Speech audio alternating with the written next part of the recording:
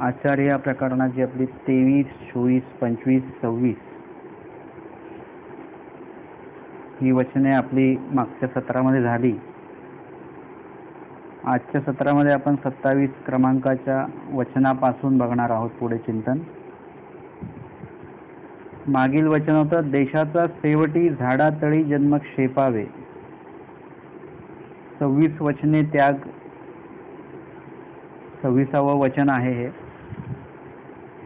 की जीवाने आचरण करत असताना कुठे जावे आणि कुठे जाऊ नये याविषयी स्वामींनी सांगितलं की कानड देशा तेलंग देशानं वसावे, ते विषय बह देश ते अवधूत मान्य. त्या ठिकाणी संन्यासी साधू यांची मानमान्यता अधिक होते आणि त्याच्यामुळे तुमचा परिच्छेद, तुमचं धर्माचरण हे बाजूला राहील आणि त्यातच आपला अधिक वेळ निघून जाईल. मग कुठे राहावं ना, महाराष्ट्रही असावे. म्हणजे महाराष्ट्र हे जे काही, ही जी काही भूमी सांगितली स्वामींनी, आचरण करायचं असेल तर महाराष्ट्रासारखी भूमी मग दुसरी नाही. कारण की टीकेमध्ये तर महाराष्ट्राचं भरपूरच गुणगान गायलेलं आहे. स्वामींनी महाराष्ट्र का सांगितला, आणि जर का तुम्ही पाहिलं तर महाराष्ट्र आणि इतर राज्य जे आहेत, महाराष्ट्र राज्य आणि इतर राज्य, याच्यामध्ये इतका फरक आहे.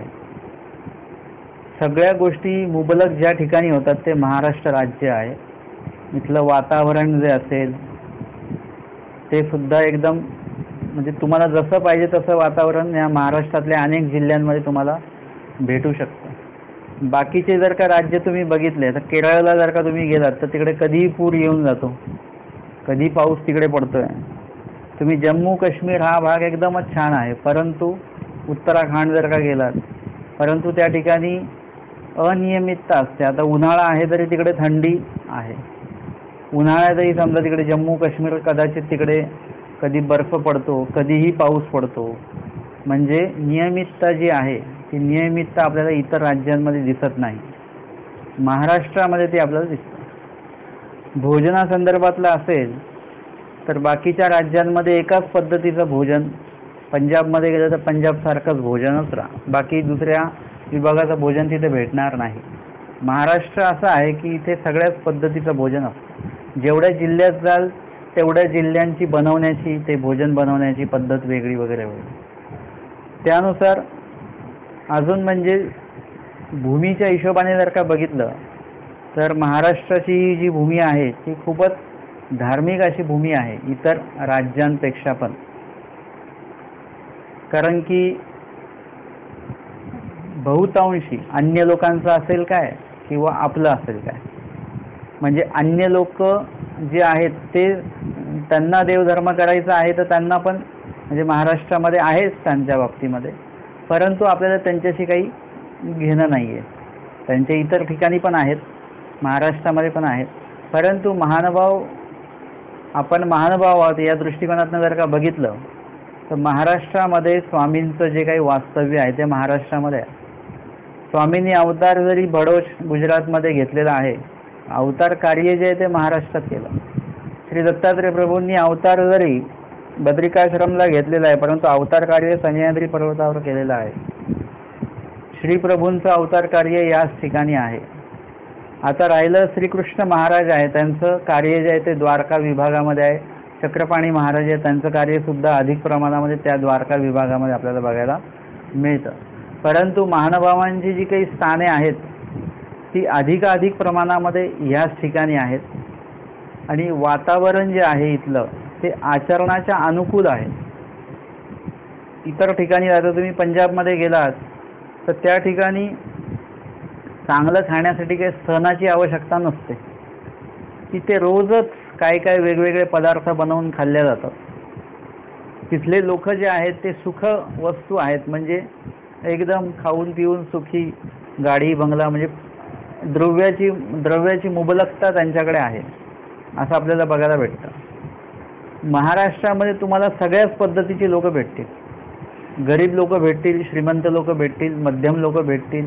ते तुमच्या आचरणामध्ये जे एक नवीन हे असेल कधी श्रीमंताच्या घरी भिक्षा मागितली उद्या गरिबाच्या घरी भिक्षा मागायचा योग येऊ शकतो. म्हणजे आज इकडे पुरणपोळी भेटली तर उद्या लगेच तिकडे भाकरी भेटू शकते. आज इकडे अधिक भिक्षा मिळाली उद्या लगेच तिकडे कमी भिक्षा मिळू शकते. म्हणजे आचरणाच्या दृष्टिकोनातून एकदम चांगली भूमी आहे. त्यानंतर बाकीच्या राज्यांमध्ये सांगितलेलं आहे की रोगराई वगैरे हा प्रकार जास्त असेल तर तो महाराष्ट्रामध्ये नाही आहे. महाराष्ट्र त्या बाबतीमध्ये सुखी आहे. त्यानंतर सांगितलेलं आहे की भीतीच्या बाबतीमध्ये जर का म्हटले तर महाराष्ट्र मध्य विभागामध्ये जवळपास येतो. त्याच्यामुळे सुरक्षेच्या दृष्टीने एकदम चांगलं हे आहे. एरवी तुम्ही जम्मू काश्मीर वगैरे त्या भागामध्ये जर का टोकाटोकाला तुम्ही गुजरातमध्ये जर का असं टोकाटोकाला जर का फिरलात देशाच्या शेवटी बॉर्डर जी आहे तिकडे जर का तुम्ही फिरलात तर तिकडे भीती असते. तिथे कधी काही घातपात होऊ शकतो. आणि म्हणून साधकासाठी हा जो देश आहे मध्य विभागी असलेला महाराष्ट्र हा जो काही विभाग आहे तो सर्वार्थी आचाराच्या दृष्टिकोनातून एकदम उत्तम आहे. विविध भाषी लोक इथे राहतात. विविध भाषी या ठिकाणी बोलल्या जातात भाषा. आणि तसेच अजून खूपसे फायदे आहेत ते तुम्हाला सांगून समजणार नाहीत. ते तुम्ही जेव्हा आचरण करायला लागाल त्यावेळेस तुम्हाला त्या गोष्टी कळायला लागतील. तोपर्यंत नाही. काही गोष्टी हे कुणाच्या तरी अनुभव ऐकून मग किंवा अनुभव वाचून मग आपल्याला ते अनुभवास येतात किंवा त्याचं प्रतीती येऊ शकते आपल्याला. परंतु काही ज्या काही गोष्टी आहेत त्या अशा आहेत की त्या स्वतः अनुभवल्याशिवाय ते आपल्याला कळणार नाही. म्हणजे एखाद्याला काहीतरी सहाय्य झालेलं आहे एकदम संकटातनं ते नुसतं ऐकून आपल्या अंगाला काटा येऊ शकतं की आपला तो अनुभव आला सारखाच एक प्रकारे. परंतु भिक्षेचा जो आनंद आहे तो इतरांनी भिक्षा मागून मग तो आनंद आपल्याला येणार नाही. तो स्वतःच तुम्हाला भिक्षा मागावी लागेल. कुणीतरी स्मरण करून त्याचा आनंद तुम्हाला येणार नाही तर तुम्हाला स्वतःला त्याचं स्मरण ते जे आहे परमेश्वर नामाचं ते करावं लागेल. म्हणजे काही गोष्टी या स्वतः कराव्या लागतात. तेव्हा मग महाराष्ट्रामध्ये देवाने का सांगितलं. जसं आम्ही कधी गेलो पंजाबकडे तिकडे समजा महाराष्ट्र सोडून जिकडे गेलो त्या ठिकाणी खाण्यापिण्याचं एवढं चांगलं आहे पदार्थ चांगले परंतु ते अशा पद्धतीचे आहेत की ज्याच्यामुळे तुमची प्रकृती बिघडणार. कायम तूप कायम समजा ते पनीर कायम स्वरूपी ते नुसतं ते तेलकट वगैरे हे जे काही पदार्थ इतर भागामध्ये खाल्ल्या जातात महाराष्ट्रांच्या तुम्ही गावांमध्ये जर का गेलं तर तिथे आजही तुम्हाला भाकरी गावाकडे आजही भाकरीच खातात बहुतांशी. तर म्हणजे हे तिथे कुठेतरी मैदा खाणं किंवा चपाती खाणं गहू खाणं पेक्षा तुम्ही भाकरी खाणं हे तुमच्या प्रकृतीसाठी उत्तम आहे. आणि म्हणून म्हणजे पदार्थांच्या दृष्टिकोनातून सुद्धा महाराष्ट्र हा थोडासा सरस ठरतो. म्हणजे पदार्थ चांगले असतात पेक्षा पण आपण असं म्हणूया की पदार्थ जे योग्य असतात तुमच्या प्रकृतीसाठी. कदाचित आपल्यापेक्षा जास्त चांगले पदार्थ तिकडे गुजरातमध्ये बनवतात किंवा पंजाबमध्ये बनवतात दिल्लीला बनवत असतील परंतु आपल्या प्रकृतीला जे अन्न चांगलं आहे ते महाराष्ट्रातलं आहे. तर या ठिकाणी स्वामींनी सांगितलं की महाराष्ट्रीय असावे. म्हणजे साधकांनी बाकीच्या राज्यात आचरणासाठी न थांबता तुम्ही अभ्यास बाकी कुठेही करा अभ्यास कुठेही होणार आहे तुमचा परंतु आचरण जे आहे ते तुम्हाला महाराष्ट्रातच करावं लागेल. काही अभ्यास असा आहे की तो काही अभ्यास तुम्हाला इतर राज्यात राहून नाही होणार तो महाराष्ट्रामध्येच होणार आहे. का बरं. कारण की स्वामींचा मनोधर्म आहे.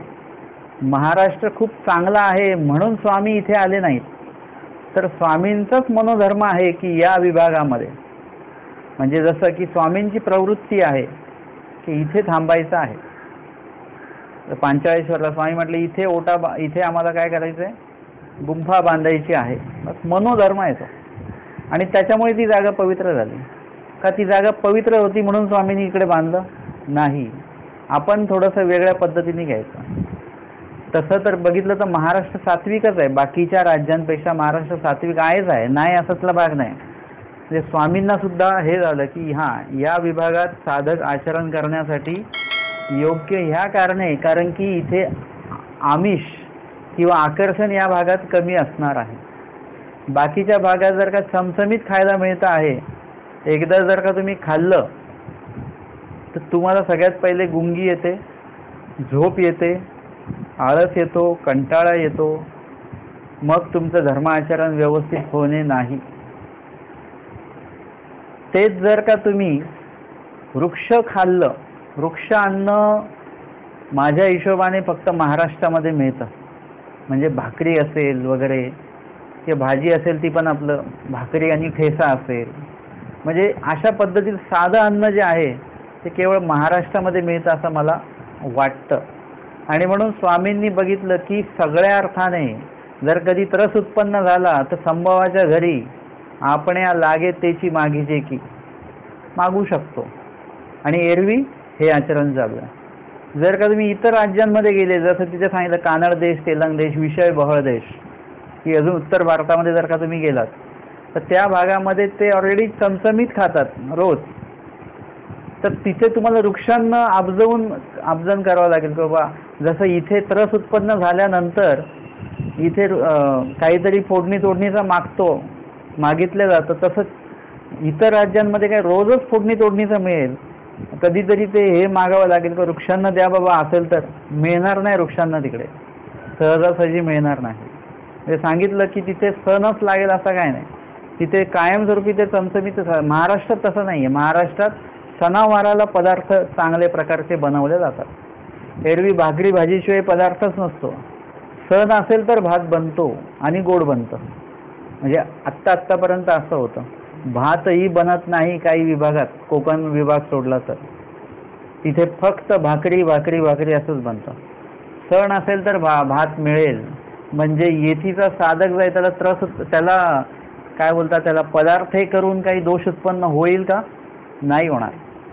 जसं आता आम्ही अनुभव घेतला संवत्सरला असताना, एक महिना पंगत असायची. दुपारचीच पंगत फक्त, सकाळ आणि संध्याकाळची पंगत नाहीच, नसल्यातच जमा. दुपारचीच फक्त पंगत, सकाळ आणि संध्याकाळ आम्ही भाकरी आणि भाजी खायचो. मग कधी कधी असं व्हायचं की बाबा एक महिना पंगतच ठेवत नव्हते. 1 महिना 3 टाईम भाजी आणि भाकरीच. एक भाजी आज दुपारी बनवली ती उद्या संध्याकाळी, आणि उद्या आज दुपारी बनवलेली भाजी आज संध्याकाळी, आणि उद्या सकाळी पण नाश्त्याला.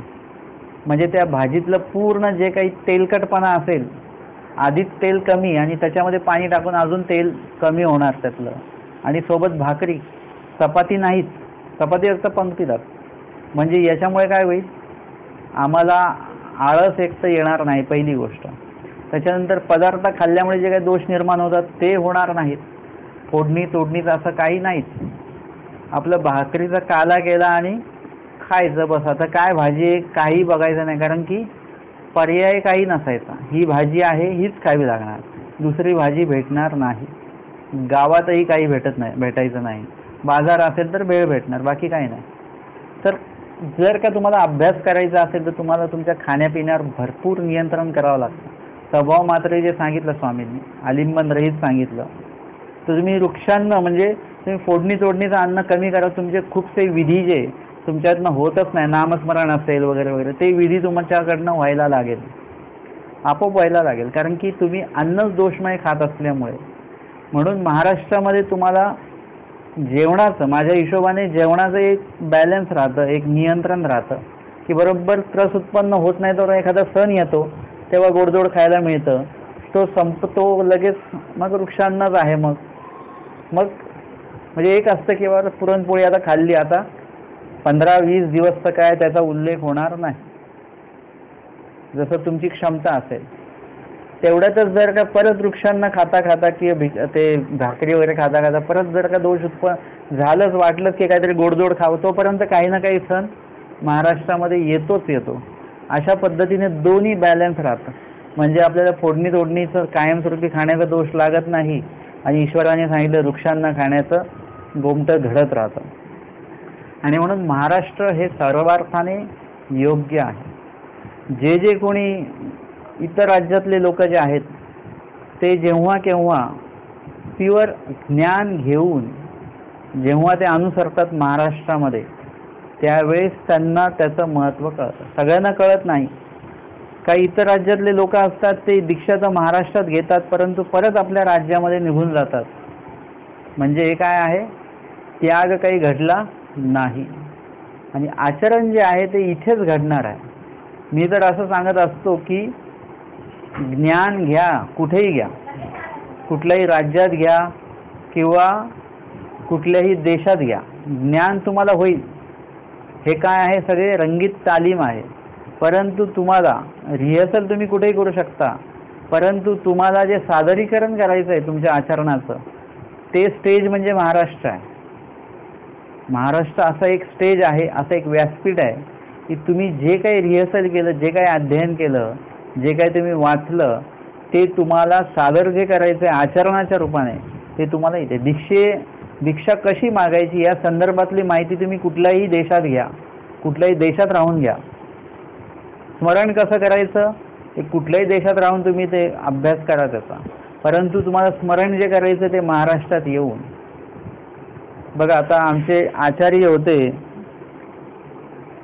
श्री प्रभू गेल्यानंतर रिद्धपूर प्रांतात होते, ते श्री प्रभू गेल्यानंतर ते कुठे आले, गंगा तीराला आलेले आहेत. का? कारण इथे आल्यानंतर या ठिकाणी आमच्या स्वामींचं परिभ्रमण झालेलं आहे आणि नेमकं त्या ठिकाण, म्हणजे तुम्ही जर का नुसतं आता इथे आपण मुंबईमध्ये फिरतो किंवा कुठल्या शहरात फिरतो, तिथे त्या हिशोबाने तुम्हाला देव आठवणार नाही, नामस्मरण तुमचं होईल. परंतु तुम्ही डोमेग्रामला गेलात तर तिथे सगळ्या गोष्टी अशा लीळा जर का पाठ असतील, तुमच्या डोळ्यापुढे असं दृश्यच उभं राहून जाईल. म्हणजे हे कुठे घडू शकतं, हे महाराष्ट्रातले जे काही विनास्थानाची जी काही ठिकाणं आहेत, म्हणजे समजा मुंबई तुम्ही पकडा, ठाणे जिल्हा तुम्ही जर का पकडा तर, किंवा आळेफाटा विभाग आहे समजा, तिकडे स्थानं नाही आहेत, तर तुम्हाला तिथे तो भाव निर्माण न होणार जो एखाद्या स्थानाच्या गावाला गेल्यानंतर, पैठणला, पांचाळेश्वरला अशा ठिकाणी जर का तुम्ही गेलात तर अजून चांगल्या प्रमाणात भाव उत्पन्न होणं. महाराष्ट्रात हा फरक तुम्हाला लक्षात येईल. तसं महाराष्ट्र आणि इतर राज्यांमध्ये हा फरक नक्कीच लक्षात येईल. या ठिकाणी स्वतः स्वामींचं परिभ्रमण झाल्यामुळे त्या ठिकाणी तुम्ही स्वतः जाल, ते ठिकाणं तुम्ही बघाल आणि तुम्हाला ती लीळा जास्त चांगल्या पद्धतीने ती कळेल. आणि म्हणून महाराष्ट्री असावे. तुम्हाला जे सादरीकरण तुमच्या आचरणाचं करायचं आहे त्याचं व्यासपीठ म्हणजे महाराष्ट्र आहे. आचरण तुम्हाला इथे येऊन करायचं आहे, बाकी कुठल्याही राज्यात तुमचं आचरण होणार नाही. त्यानंतर आपण बघितलं मातापुरा कोल्हापुरा नावाचावे, ती स्वाभिमानी स्थान आहे, साधकाची विघ्न घडती. त्या ठिकाणी साधकांनी जाऊ नये, कारण त्या ठिकाणी देवतांचं अधिष्ठान आहे.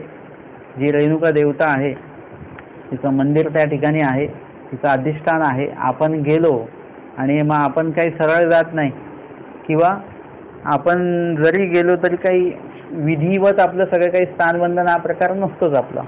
मग कुठे आपण थुकू, कुठे काय करू, कुठे पाय देऊ, एखाद्या देवतेच्या त्या विभागामध्ये आपलं काही दोष आपल्याकडनं घडू शकतो आणि त्याच्यासाठी साधकाने तिकडे जाऊच नये असं स्वामींनी विहित केलेलं आहे.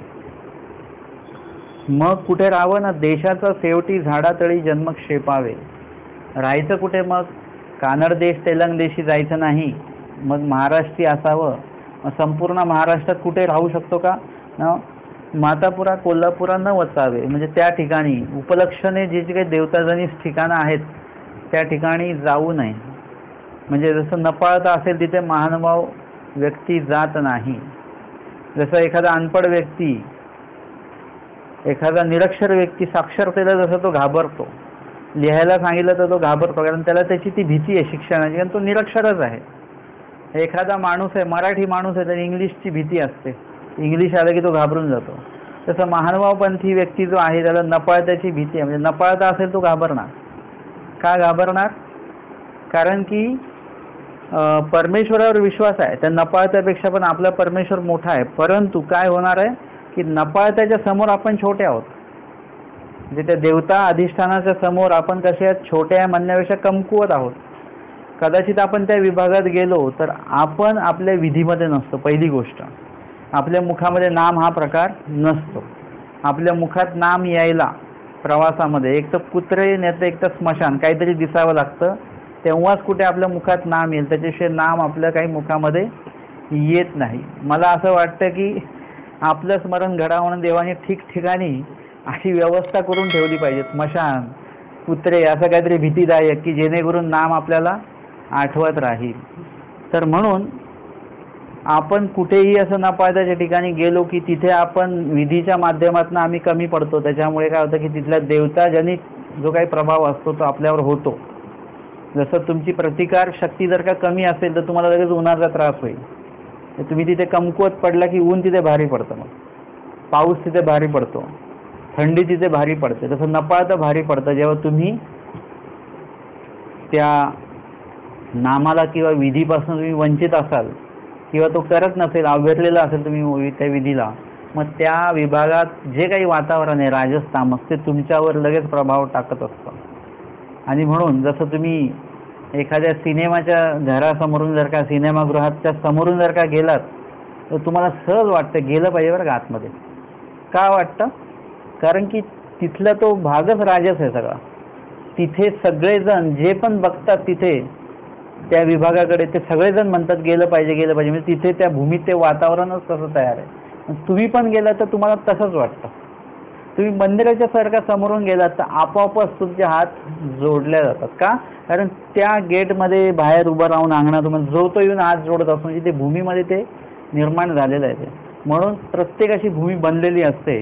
तर ज्या ठिकाणी या अशा देवतांचं अधिष्ठान आहे, नपाळाचं ज्याला आपण म्हणतो, त्या ठिकाणी जर का महानुभावपंथी व्यक्ती गेला तर तिथे त्या जागेचा प्रभाव त्याच्यावर होऊ शकतो आणि तसे उल्लेख त्याला होऊ शकतात. म्हणून स्वामींनी सांगितलेलं आहे की स्वाभिमानी साधकाची विघ्न करती मातापुरा कोल्हापुरा न वचावे. मग अशी सगळी जी काय आहेत, तेलंग देशानं वचावे, कानड देशानं वचावे आणि महाराष्ट्री असावे, पण त्याच्यामध्ये पण मातापुरा कोल्हापुरा न वचावे वगैरे वगैरे. मग असं महाराष्ट्रात राहून आणि मातापूर आणि कोल्हापूर वर्ष करून साधकांनी नेमकं राहायचं कुठे? नेमकं थोडक्यात प्रश्न आहे. स्वामींचं वचनाद्वारे उत्तर आहे की देशाच्या शेवटी झाडातळी जन्मक्षेप आहे. काय केलं पाहिजे? देशाच्या शेवटी. देशाच्या शेवटी म्हणजे तुम्ही आता समजा महाराष्ट्र आहे, आम्हाला महाराष्ट्र हा देश आहे. आता आपण महाराष्ट्राला देश पकडूया. तर त्या देशाच्या शेवटी आता तुम्हाला देशाच्या शेवटी म्हटले की तुम्ही म्हटले चला मग काश्मीरला जाऊ आता राहायला, चालेल का? आणि महाराष्ट्री असावे, महाराष्ट्र आम्हाला नेमून दिलेला आहे. आता आम्हाला महाराष्ट्रामध्ये जे काही करायचं आहे, जो काही तुम्हाला आचरण करायचं ते महाराष्ट्रात मर्यादित भूमी झाली आता आपली. आता महाराष्ट्रच आपल्यासाठी देश झाला. बघितलं तर देशामध्ये महाराष्ट्र आहे, परंतु आपला देशच आता महाराष्ट्र झाला.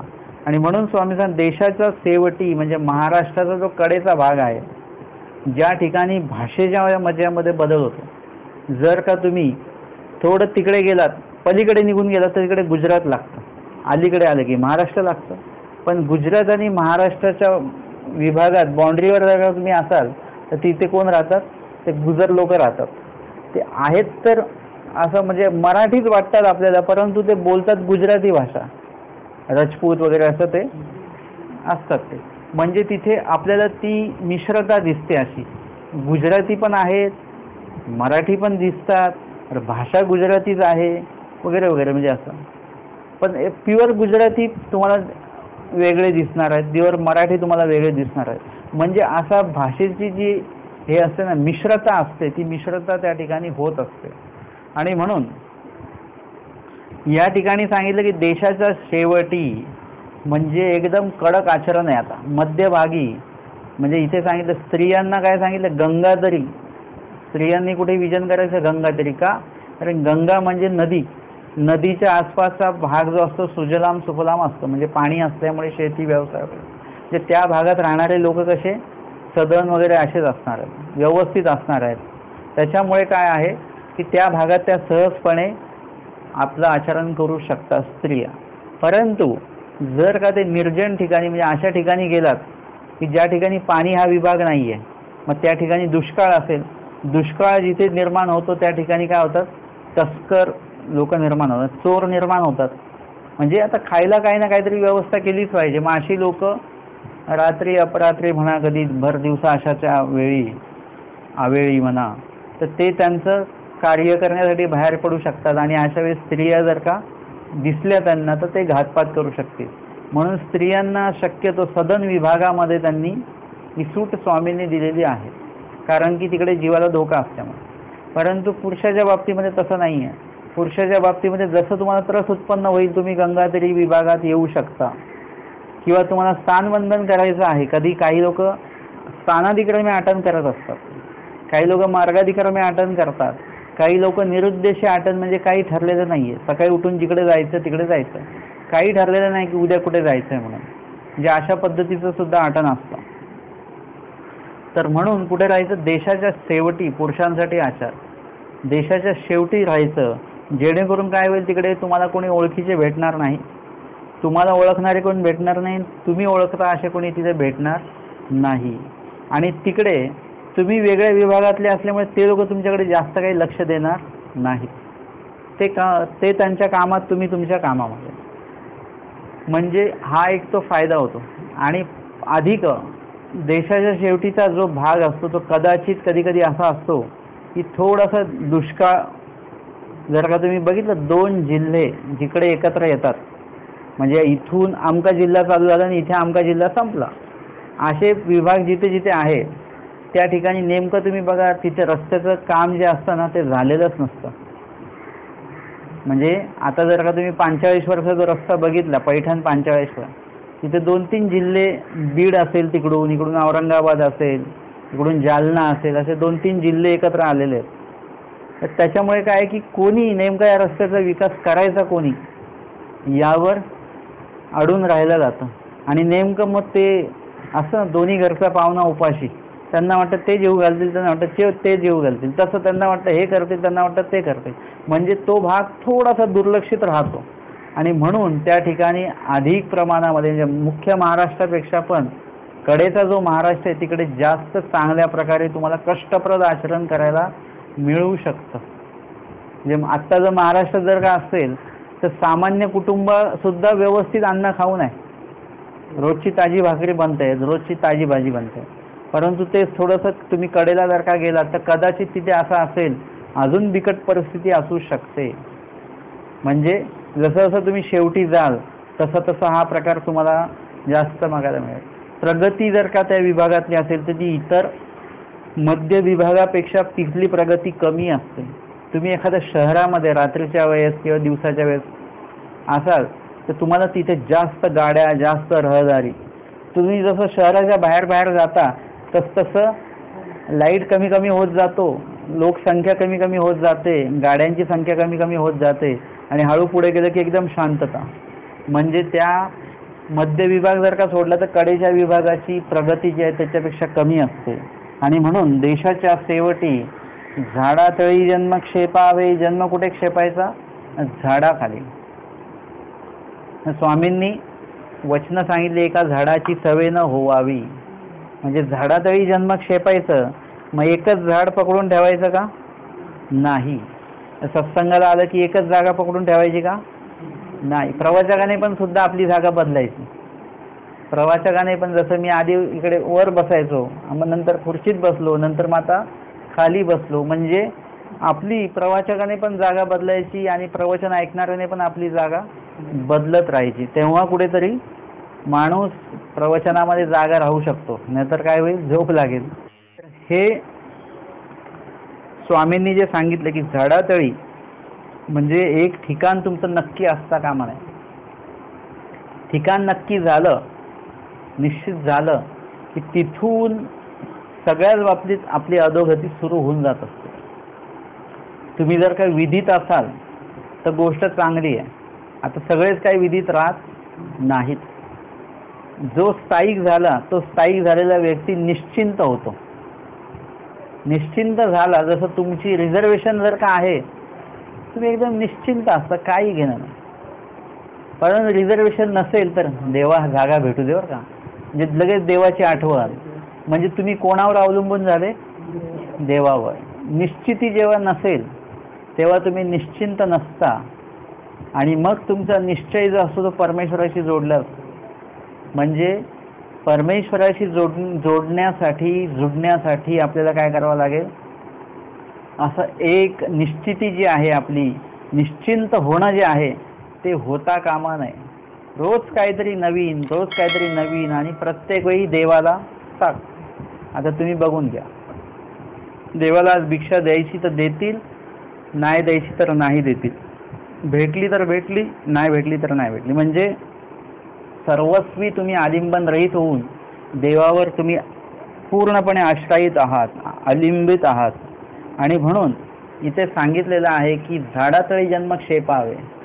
आता तुम्ही जरी आमच्या आचार्यांना काही कारणास्तव निंब्याचा आश्रम तिथे बांधावा लागला, कारण की गुरुकुळ संख्या वाढली, एवढ्यांना घेऊन रोज चालणं, किंवा वयस्कर लोकांची संख्या वाढली, महिलांची संख्या वाढली, मग अशांना घेऊन नुसतं फिरायचं हे योग्य नाही. म्हणजे एकटं 2-4 लोक असतील तर ते आटन करू शकतात, परंतु 400-500 लोक घेऊन आटन करणं म्हणजे तेवढंच अवघड. आणि म्हणून काही कारणास्तव वटोबासांना ते आश्रमाची निश्चिती करावी लागली. परंतु त्यांनी देवधर्म सोडला का? सदोनीत 24 तास देवाला ते आठवत होते, निरंतर परमेश्वराला ते आठवण्याचा विधी त्यांच्याकडनं घडत होता. तसंच जे कोणी आता प्रसंगोची स्थायिक होत आहेत त्यांना, म्हणजे आता आमचे जे कोणी ओळखीचे असतील मित्रमंडळी दीक्षित, त्यांचा नवीन आश्रम होत असेल तर मी त्यांना एक सांगतो की तुम्ही नवीन आश्रम बांधा, पण रोजचं दुपारचा जो वेळ आहे 3 ते 4, तर 3 ते 4 वेळामध्ये तुम्ही तुमच्या आश्रमात पोथी तुम्ही केली पाहिजे. किंवा एखादं समजा आश्रमात पोथी चालतं तर ती ऑनलाईन खूप लोक ऐकतात बरं का पोथी. एरवीच रेकॉर्डिंगला बंदी आहे, रेकॉर्डिंग नको वाटते आमच्या लोकांना, पण आमचेच लोक कुठे काही घोक चालू आहे, कुठे पोथी चालू आहे, तर ती फोनवर ऐकतात डायरेक्ट. ते चालतं, ते पण सोशल मीडियात झालं ना ते. तर अशा पद्धतीने ऐकल्या जातं. तर तसं तुम्ही ऐका, म्हणजे त्या वेळामध्ये तुम्ही ऐकलं गेलं पाहिजे, जेणेकरून काय होणार आहे की त्या ठिकाणी ते पावित्र्य तसंच राहील, तिथे दोष कुठल्या प्रकारचा उत्पन्न होणार नाही. आणि म्हणून आपण पण गृहस्थाश्रमी लोकांनी रोजच्या ह्याच्यामध्ये दुपारी आपण काय केलं पाहिजे, जो काही वेळ एकदा झोप काढून झाली की जेवलं झोपलं की लगेच उठल्यानंतर तोंडावर पाणी मारलं की लगेच देवा चरित्र घेऊन बसा. सोबत स्मरण पण चालू आहे, किंवा काहीतरी श्रवण करा, तुमच्याकडे काय ऐकण्यासारखं असेल रेकॉर्डिंग ती तुम्ही ऐकू शकता. तर एक ठिकाण निश्चित करण्याची कधी कधी वेळ येते, नित्यविधीमध्ये नाही येत पण निमित्तविधीमध्ये येते. तर त्यावेळेस काय करावं लागतं, स्थायिक व्हावं लागतं. मग स्थायिक झाल्यानंतर मग काय होऊ शकतं, मळीनत्व येऊ शकतं. तर ते मळीनत्व येऊ नये म्हणून आमच्या स्वामींनी पुढा स्मरण विधान सांगितलेलं आहे.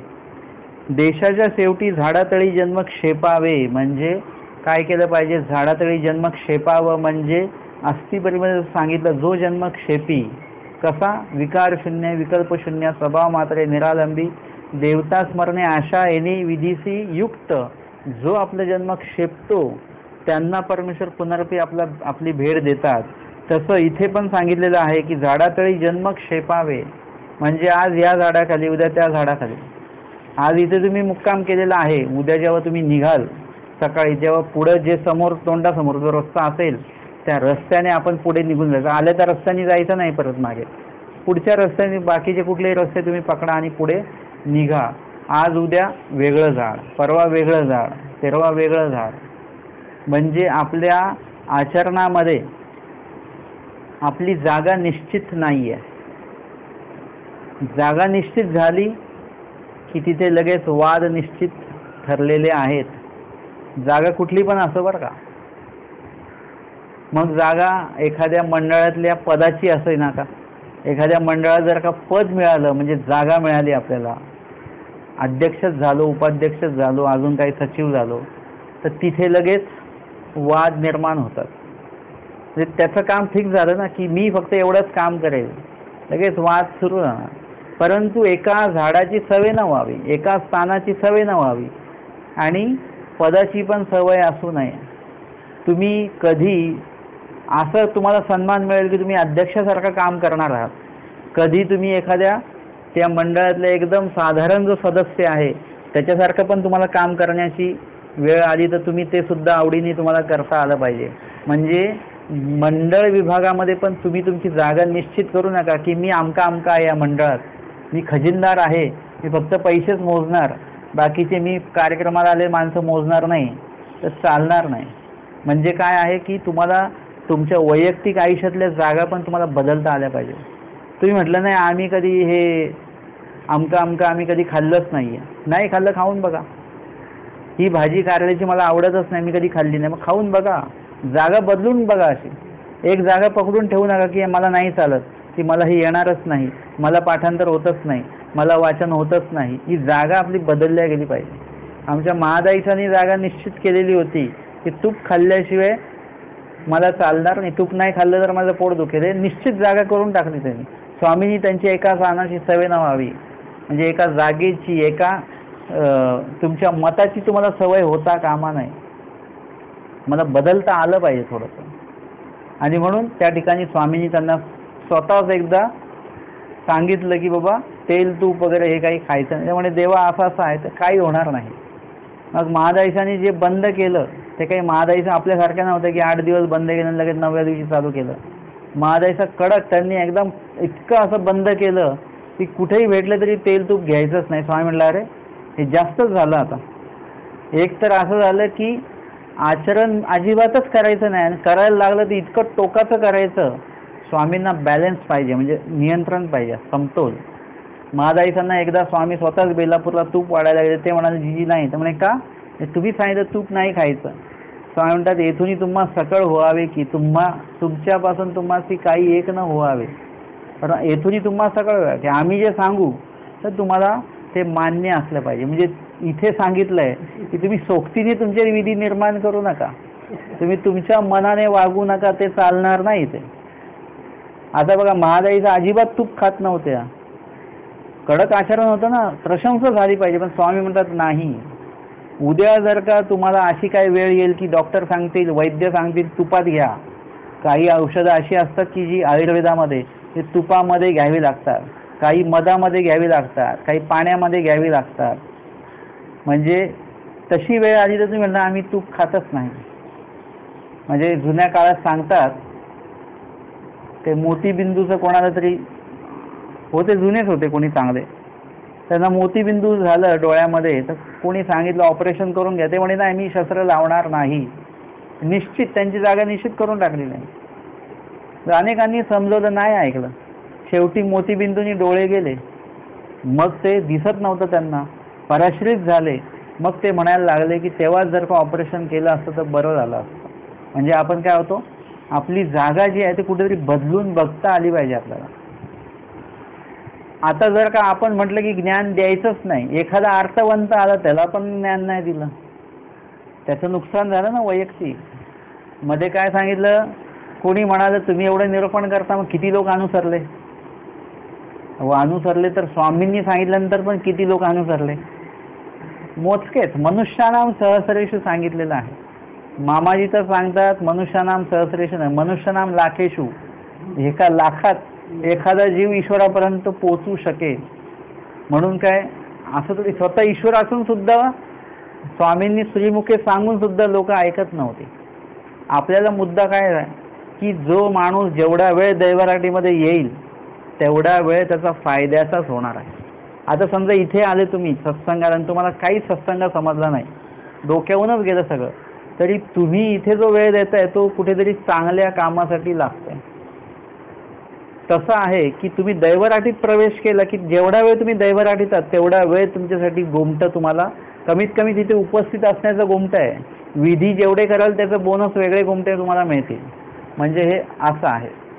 आता एखादी व्यक्ती सत्संगाला न येता घरी झोपून राहिली, मग काय केलं त्यांनी, भटोबासांनी काय सांगितलं, कोणाला सांगितलं, तू आपुले चिंती ओ साकूबाई, कोणाची गोले कोणाची सीती, गृहस्मरणापाशी विजनी निद्रा सांग. घरी विधी करत बसण्यापेक्षा विजनस्थळी जा. म्हणजे त्याच्यात 2-3 गोष्टी घडतात.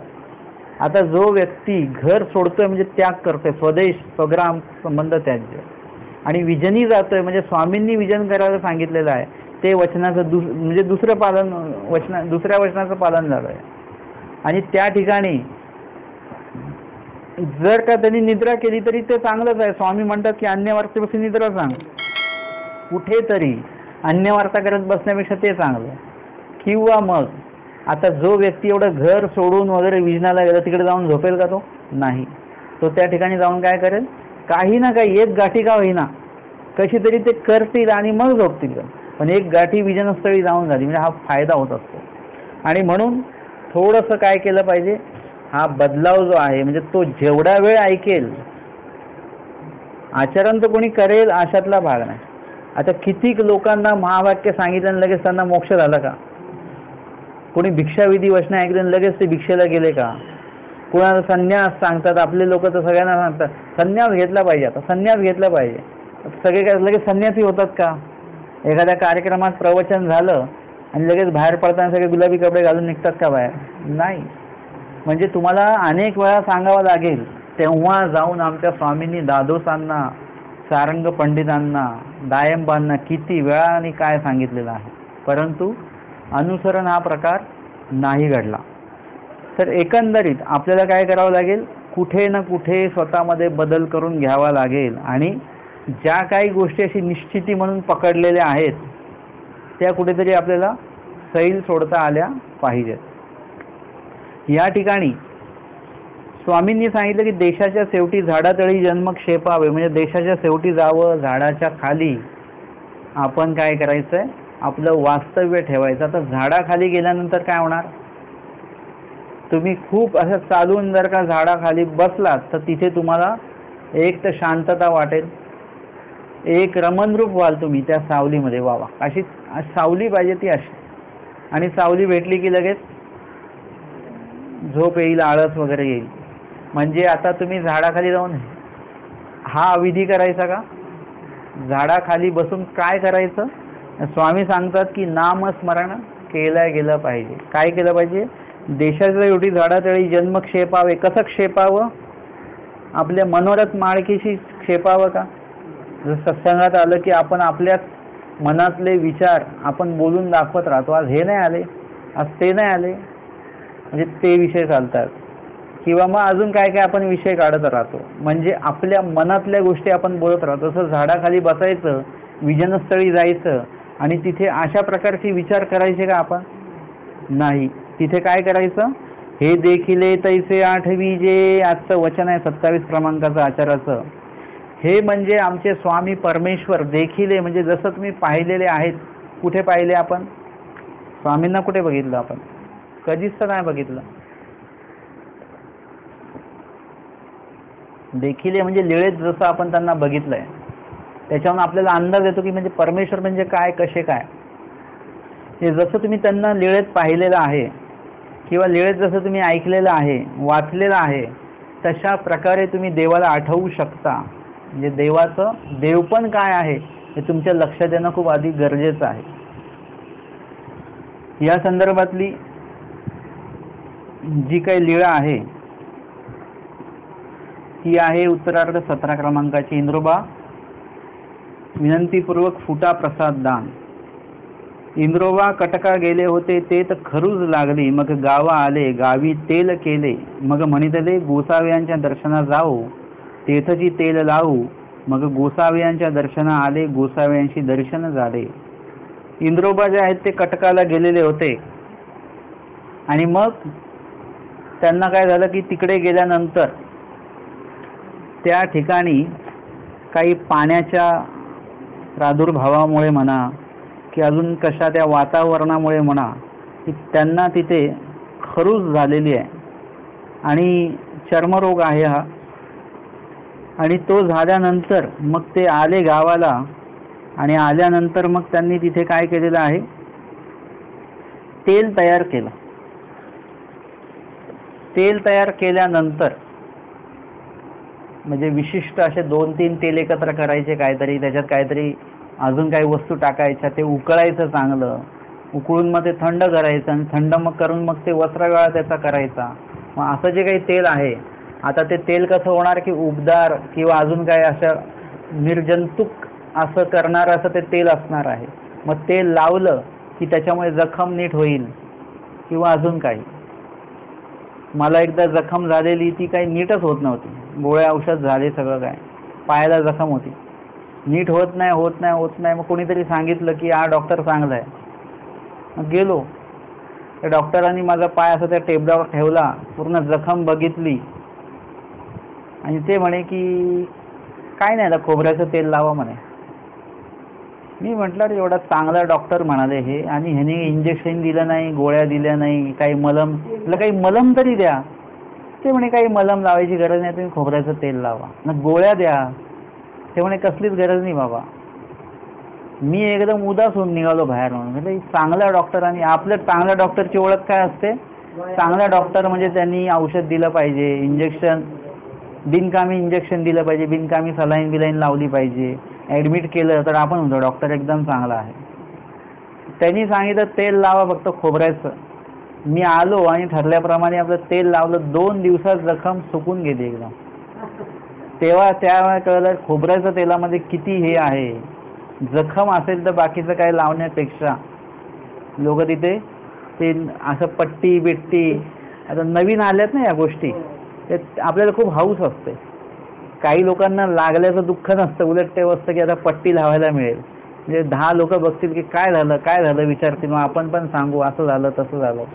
त्याच्यापेक्षा आधीच्या काळामध्ये काय करायचं, लागलं की काय लावायचं, हळद लावून टाकायची, लगेच हळद लावून टाकायची, मग नंतर तेल बिल आपलं. काही लोक तर असे होते की काय पाय दुखतो का काय होतं का, ती समोरची काय समय तेवट ठेवलेली असते, ती तेलात त्याच्यातलं तेल घ्यायचं, ते लावायचं, नीट पण होऊन जायचं लोकांचं. म्हणजे हे काय आहे की ज्याच्या त्याच्या श्रद्धेच्या अनुसार ते सगळ्या गोष्टी होत राहतात. तर या ठिकाणी त्यांनी ते तेल बनवलं, पण ते काय म्हणाले की हे तेल जे आहे ना, आपण आता स्वामींच्या सन्निधानी जाऊ आणि तिकडेच लावू, म्हणजे सेवा जास्त होईल, स्वामींचं दर्शन पण होईल आणि इकडे इलाज पण आपला चालू राहील. आणि मग ते स्वामींच्या भेटीला आले. कटकाला गेले होते, म्हणजे कुठेतरी फिरायला वगैरे स्वारीला गेले होते. ते स्वामींची भेट झाली. मग एक दिवस सकाळचा पूजा अवसर झाल्यानंतर ते अंगाला आपल्या तेल लावून गुंफे पुडीला खडकावरी बैसोनी ओतपळी घेतात. ही ओतपळी म्हणजे कोवळं ऊन, उन्हाचा शेक ते घेत आहेत. म्हणजे तेल लावून जर का शेकलं तर ते तेल कसं मुरतं आतमध्ये, चांगलं काम करतं. आणि शरीरातले जर का आपण ऊन दिलं आपल्या शरीराला, तर त्याच्यामुळे काय होतं की आपल्या शरीरामध्ये जे काही नाड्या असतील वगैरे, जे काही त्या रक्ताभिसरण जे आहे ते चांगल्या प्रकारे होतं. डी जीवनसत्व मिळतंच त्याच्यातनं. आपण बहुतांशी लोक आजारी का आहे, लोकांचे का पाय दुखतात, कारण की उन्हात बसणं हा प्रकार बंद झालेला आहे. उन्हात सकाळी बसत जा थोडा वेळ तरी, ऊन लागलं पाहिजे आपल्या शरीराला, तर तुम्हाला त्वचारोग होणार नाही. आणि बाकीचं पण ऊन लागल्यामुळे आपल्या शरीरातले आंतर जो विभाग आहे, पूर्ण रक्ताभिसरण वगैरे या गोष्टी पण चांगल्या राहणार आहेत. आणि म्हणून ते ओतपळी घेत होते. आमचे स्वामीसुद्धा ओतपळी घ्यायचे बरं. गोसाव्यांची बाहेरीले पटीशाळेवरी आसन असे. आमच्या स्वामींना पडवीमध्ये आसन होतं. गोसावी तया ते कृपादृष्टी अवलोकिले. त्यांना स्वामी कृपादृष्टीने अवलोकन केलं इंद्रोबांना. आणि स्वामी म्हणतात बाईसांना, बाई परमेश्वर पुरुनी वस्त्र आले असे ते आणारू. ते स्वामींचं श्रीप्रभूंचं जे वस्त्र आलेलं आहे रद्धपुरून, ते इकडे आणा बरं. बाईसा गेल्या, वस्त्र आणलं, गोसाव्यांचे श्रीकरी ओळगविले. स्वामींच्या श्रीकरी ते वस्त्र बाईसाने दिलेलं आहे. स्वामींनी दोन्ही हातामध्ये ते घेतलेलं आहे. नमस्करिले, स्वामींनी वंदन केलेलं आहे त्या वस्त्राला. श्रीमुकुटावरी ठेविले, म्हणजे ते वस्त्र जे आहे ते श्रीप्रभूंच्या उपयोगात ते गेलेलं आहे, म्हणून ते पवित्र आहे, प्रसाद तुल्यच आहे, ते प्रसादच आहे तो. तर आता स्वामींनी काय केलेलं आहे की दुना अजून त्याच्यामध्ये पावित्र्य, म्हणजे अजून परमेश्वर काय करतायत, अजून त्याला संबंध देतात त्या वस्त्राला. आमचे स्वामी काय करतात, श्रीमुकुटी मुकुटावरी ठेविले, श्रीमुकुटावर ते वस्त्र ठेवलं. उकलिले, उजवी बुंती घातली, एरी वाहनी करूनी डावी बुंती घातली. उजवी पालखती घातली, डावी पालखती घातली. मग दुने केले, म्हणजे ते वस्त्र उकलून असं बरोबर बुंती वगैरे केलेली आहे स्वामींनी उजवीकडे डावीकडे. आणि मग दुने केले, मग परत घडी घातली. चौगुणे केले, परत अजून घडी घातली. आणि मग श्रीचरणावर ठेविले. तया या श्रीचरणावर ठेविले, या श्रीचरणावर ठेवलं, या श्रीचरणावर ठेवलं.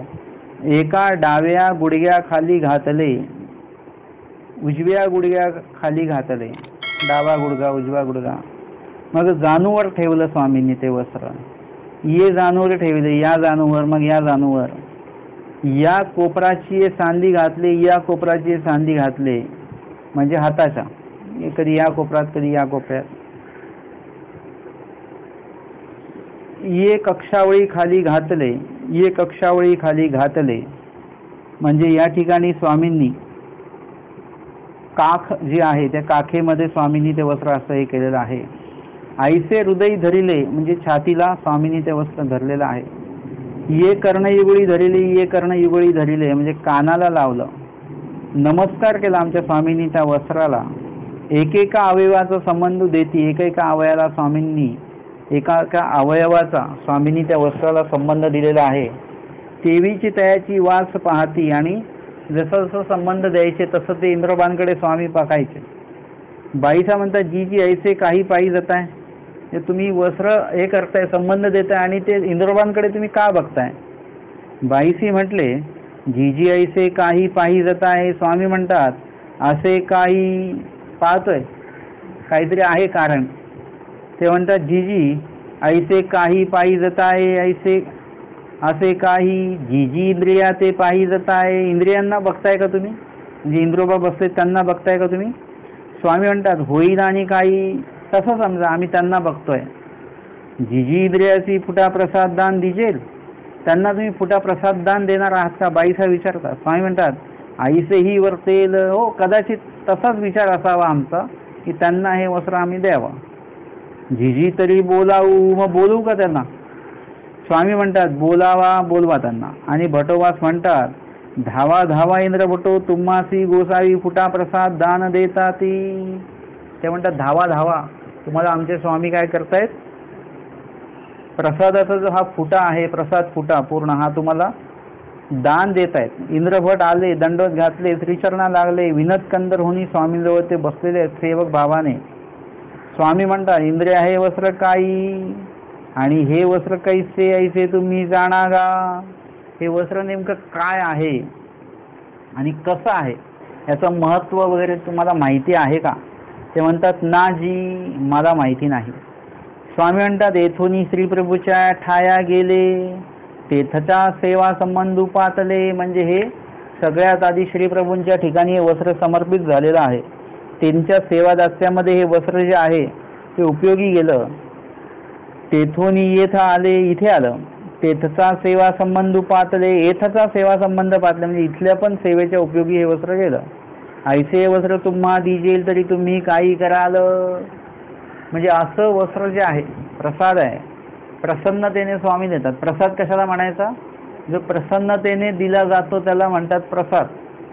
मागून घेतला जातो त्याला प्रसाद म्हणत नाही. काही लोकांना प्रसाद दिलं तर ते म्हणतात बाबा ते ॲपल द्या, ॲपल हे नका देऊ, म्हणजे ह्या काय मागून घेतलेला आहे. जो प्रसन्न होऊन दिला जातो त्यालाच प्रसाद असं म्हटलं जातं. तर स्वामी म्हणतात की जर का आता हे वस्त्र जर का तुम्हाला आम्ही दिलं, दोन्ही देवाच्या संबंधित असलेलं प्रसाद वस्त्र, तर तुम्ही काय कराल. ते म्हणतात जी जी तेही गोसावीची सांगावे. उत्तर एकदम चांगलं दिलं त्यांनी. आपण आपल्या डोक्याने कामं केली असती, किंवा मला माहिती आहे काय करायचं ते, आम्ही खूप दिवसाचे उपदेशी आहोत, आम्हाला सगळं माहिती आहे, परंतु आपण हा सौजन्य हे दाखवत नाही की त्यांच्याकडनं विधी माहिती करून घ्यावा, जेणेकरून अजून काय आपल्या विधीमध्ये भर पडेल. आपण म्हणतो नाही नाही आम्हाला माहिती आहे सगळं. आणि मग इंद्रोबांनी तसं नाही केलं. ते म्हणाले जी जी काय विधी करायचा तो सुद्धा स्वामींनीच यथोचित विधी मला सांगावा. स्वामी म्हणतात तुमचे देवपूजा असे, म्हणजे तुमच्या घरी देवघर आहे का. जी जी असे तरी आधी येत पुष्प एक वाईजे, हे जैसे देखले तैसे आठवीजे, तर नमस्कार कीजे, सकृत सेवीजे अति यत्न कीजे. स्वामी तर तुमच्या इथे देवपूजा असेल तर त्या देवपूजेच्या तिथे कुठेतरी ठेवा. तरी आधी येत एक पुष्प वाईजे, आणि इथे काय केलं पाहिजे, एक फूल तिथे तुम्ही वा. म्हणजे त्याचं महत्त्व जे आहे त्या वस्त्राचं ते स्वामी त्यांना कुठेतरी त्याच्या पद्धतीने पटवून सांगतात. आता कसं असतं की अन्य लोक जे असतात, अन्य लोकांना असं काहीतरी विधिविधान सांगितलं की हे असं व्यवस्थित त्यांचा अभिषेक झाला पाहिजे, हे चंदन टिका लावला पाहिजे, फूल वाहिलं पाहिजे, तर अन्य लोकांना तसं त्याचं महत्त्व अधिक प्रमाणामध्ये असतं. परंतु एरवी जर का त्यांना कुठलाच विधी सांगितला नाही तर त्याचं त्यांना काही महत्त्व नसतं. बघा अन्य लोक जे असतात त्यांच्याकडे शोकेशमध्ये पण गणपती असतो, शोचा. तेवढं काही जास्त ते लोक मानत नाही, शोचा गणपती आहे बस. पण एखादा तो असा गणपती आणतात की त्याचं फूल विधी विधान मग त्याचं महत्त्व सगळ्यात जास्त अधिक असतं. आणि म्हणून त्याचं महत्त्व यांना असावं. आणि म्हणून स्वामींनी सांगितलं पुष्प एक वाहिजी, हे देखील तैसे 8 विजे. महत्त्वाचं आहे बघ काय. प्रसाद वंदन विशेष वंदन करत असताना काय केलं पाहिजे? आपण नुसते विडे वाहतो, फुलं वाहतो, फळं वाहतो, बस, बाकी काहीही करत नाही स्थानवंदनाला. इथे स्वामींचं स्पष्ट वचन आहे लीळेमध्ये की हे देखील तैसे 8 विजे. स्थानवंदन करताना तुम्ही जसं ती लीळा आठवलेली आहे, लीळा तुम्ही पाठ केलेली आहे, श्रवण केलेली आहे, तर ती लीळा इथे आठवल्या गेली पाहिजे. किंवा ती लीळा नसेल पाठ त्या स्थानाची पण कुठली तरी लीळा पाठ असेल. तुम्ही पैठणला आहात पण तुम्हाला डोमेग्रामचीच लीळा आठवते, तुम्हाला पैठणची लीळाच माहिती नाही आहे. एक तर कुणी असेल तर त्यांना विचारा, पण कुणीच नाही आहे. मग त्या टायमाला तुम्ही पैठणला डोमेग्रामची लीळा आठवू शकता. म्हणजे माहितीच नसेल तर कुठली तरी लीळा तुम्ही आठवाच. स्वामींचं म्हणणं काय, देखील तैसे 8 विजे. स्थानवंदन करताना देव तुम्हाला आठवल्या गेला पाहिजे. हेच नमस्कार कीजे, वंदन करा. सकृत सेविजे, सकृत सेविजे म्हणजे एकदम हलकं वंदन करा आणि काळजीपूर्वक एकदम रफ पद्धतीने नको आहे, शांतपणे सात्विकपणे वंदन करता आलं पाहिजे. अतियत्न कीजे म्हणजे त्याचं जतन सुद्धा व्यवस्थित करा. तर अशा पद्धतीने आपण ही लीळा या ठिकाणी बघितलेली आहे. स्वामी सांगतात की हे देखील तैसे 8 विजे म्हणजे जसं तुम्ही पाहिलेलं आहे देवाला, जशा पद्धतीने तुम्ही श्रवण केलंय, जसं तुम्हाला परमेश्वर अनुभवास आलेले आहेत तशा पद्धतीने तुम्ही देवाला आठवायचं आहे. कदाचित असं असतं की देव आपल्याला अनुभवाला आले की नाही आले, परंतु इतरांच्या अनुभवाला जे परमेश्वर आले तसं आपण परमेश्वराला आठवू शकतो. आजच्या या सत्रामध्ये आपण आचार्य या प्रकरणाचं 27 क्रमांकाचं वचन या ठिकाणी बघितलं आणि सोबतच त्या संबंधित उत्तरार्ध 17 क्रमांकाची लीळा या ठिकाणी आपण बघितलेली आहे. इंद्रोबा विनंतीपूर्वक फुटा प्रसाद दान ही लीळा आजच्या या सत्रामध्ये आपण घेतली. दंडवत हो.